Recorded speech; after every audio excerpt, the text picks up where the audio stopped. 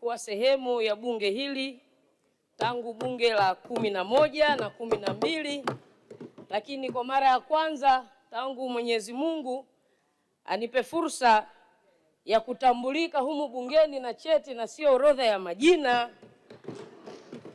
ndiyo nimesimama hapa kuweza kutoa mchango. Kwa hiyo nichukue fursa hii kumshukuru sana Mwenyezi Mungu, lakini kishukuru sana chama changu cha Mapinduzi chini ya Jemedari Daktari Samia Suluhu Hassan, lakini kipekee kuwashukuru wananchi wa jimbo la Kondoa Mjini.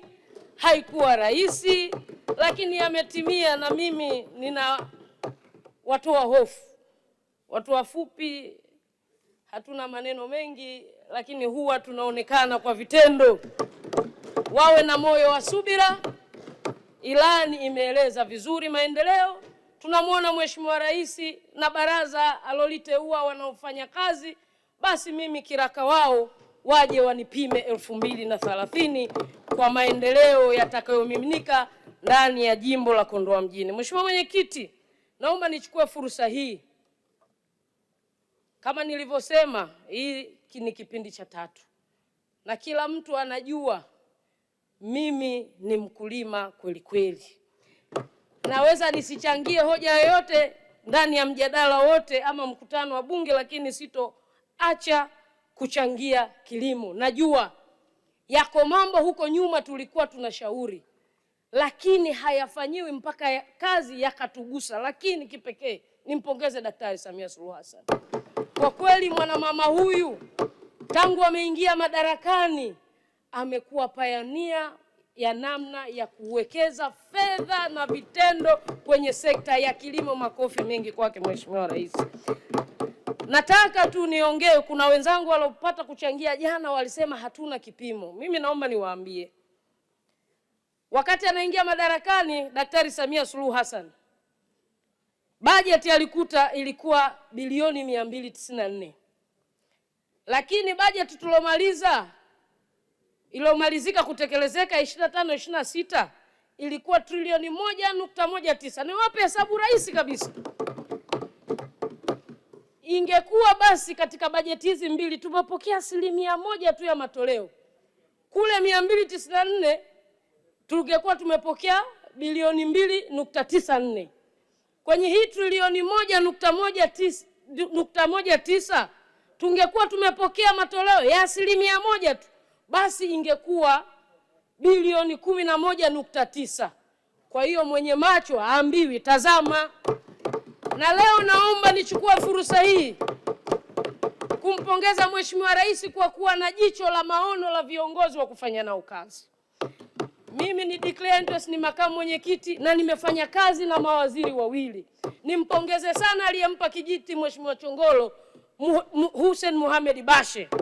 Yeye wakati anapewa jukumu hili akisaidiwa na Mavunde waliweka document ya kuweza kupeleka kilimo kuchangia 10% itakapofika 2030. Lakini nimpongeze zaidi Mheshimiwa Chongolo, huyu ni kiongozi na ni kiongozi mahiri kweli kweli. Mawaziri wengi hawana continuity.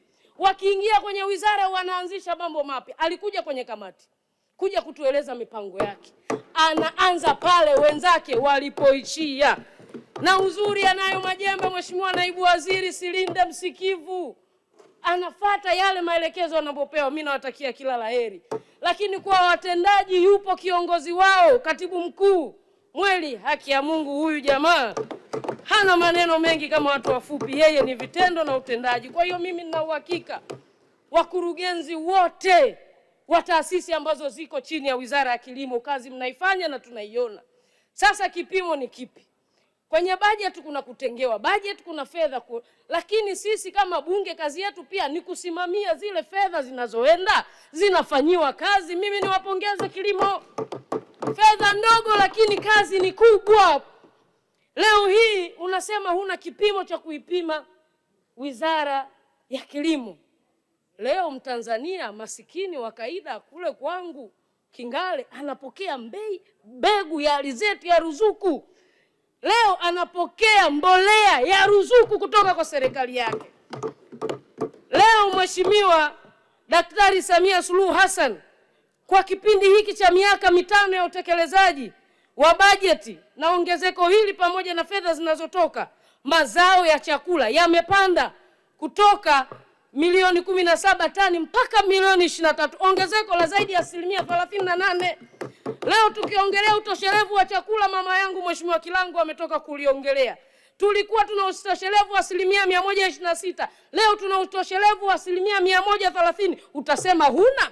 Leo tumefika Tanzania, Afrika Mashariki ndio nchi ya kwanza kumiliki ndege yetu ambayo inaenda kuwa kolea.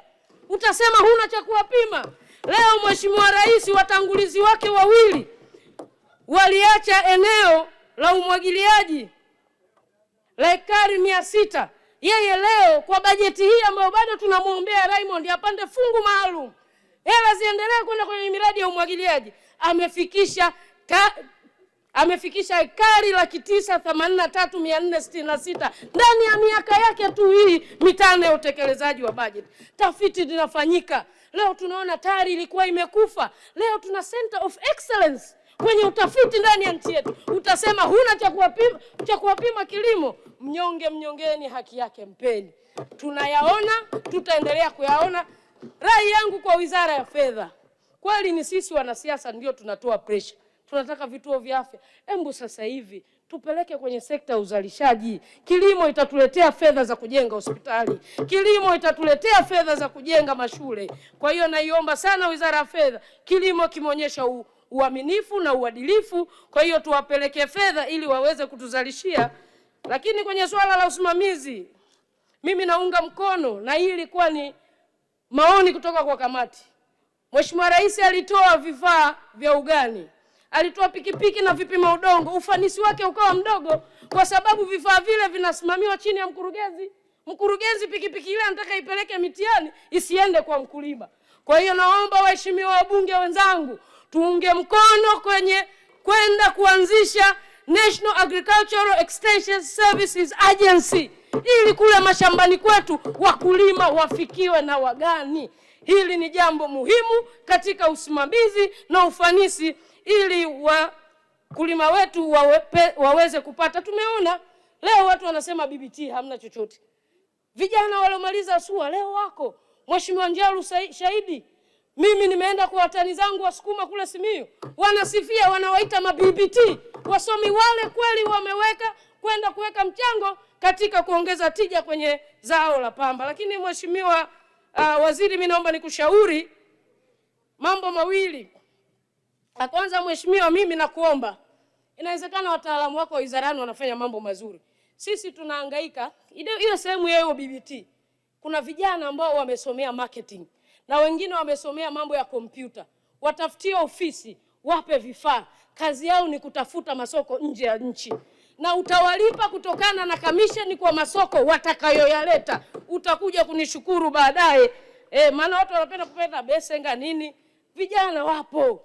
Naomba niwasemee. Wape vyumba, wape kompyuta, wape vifaa. Na hutawalipa mshahara. Utawalipa kwa performance, kwa namna wanavyokuletea. Sasa hii ni bajeti. Bajeti ni mapato na matumizi. Hoja yangu ya mwisho, naomba nishauri, na najua wako watafurahia kimoyomoyo, wako wataonibeza, lakini ni maoni. Liko zao ambalo mimi nataka nishauri kuliko banana. Hebu tuangalie chanzo hiki kipya cha mapato. Tumeona, na ninampongeza sana kaka yangu Aretas James Limo kwa kazi kubwa anayoifanya katika kupambana na madawa kulevya. Lakini niliona kuna boti Bagamoyo imebeba jani linaitwa Shajaratul Fikra. Kuna wenzangu Mombasa kule wanaita Shajaratul Fikra, wengine wanaita kati, wengine wanaita miraa, wengine wanaita mirungi. Nikaenda kufanya tafiti. Kama yale amekamata gizani, yaliyokamatwa ni mingapi? Ina maana tunamfaidisha jirani bila sisi kujua. Ana soko kubwa na anapata hela kupitia sisi. Nikaenda kujifunza zao hili la kati, na leo nashukuru wageni wa Kisomali walikuwepo, ndio soko kubwa. Serikali ya Somalia inakusanya mapato zaidi ya dola milioni 8 kwa mwaka kutokana na biashara ya mirungi. Kenya inaingiza dola milioni 300, tena kwa zile nchi ambazo ziko wazi.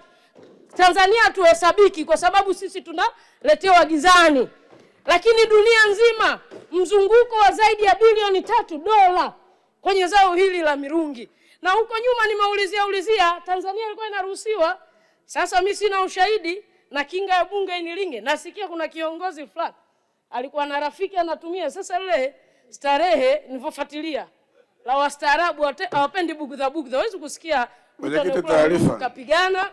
Mheshimiwa, naomba nimalize. Malizia muda wako. Vitu vya msingi vinaongea vya kushauri. Mwenyekiti taarifa. Ile biashara huwezi kusikia mtu kamrushia chupa na kula mirungi kwa staarabu. Sasa yule rafiki yake akawa anamchelewesha muda wa kuonana naye. Kwa hiyo tunaomba Hansard zituonyeshe, sio dhambi. Tujue lile bunge lilotunga sheria walitumia vigezo vipi?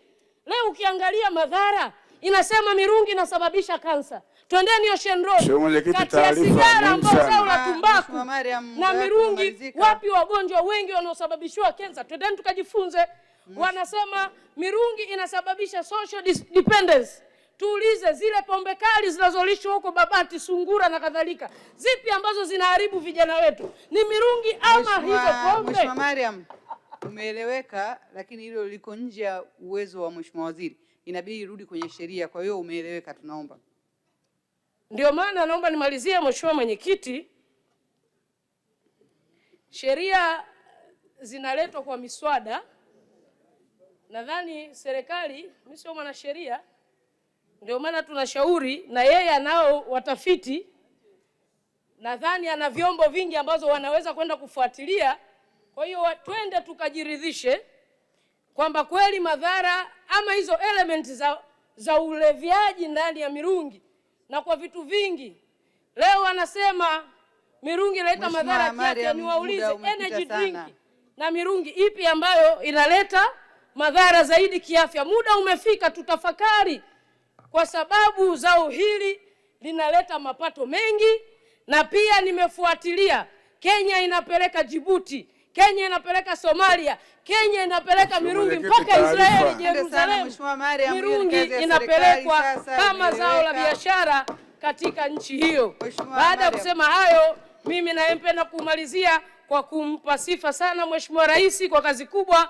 Lakini Comrade Chongolo, ama hakika Mheshimiwa Rais hajakosea kukuleta wewe. Kwanza ni muumini wa kilimo. Nakumbuka hata uanzishwaji wa benki ya ushirika, moja ya mafanikio makubwa ndani ya wizara yako, wewe ndio mwanahisa wa kwanza kununua hisa kati ya benki hiyo. Ulikuwa katibu mkuu ambaye unaenda kufanya ziara ya kichama, lakini unakagua miradi ya kilimo. Kwa hiyo mzigo umepewa mtu sahihi.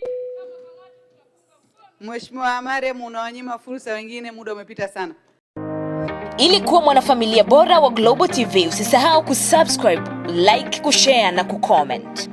Baada ya kusubscribe, bonyeza alama ya kengele ili kupata taarifa kwa kila video inayopanda Global TV Online.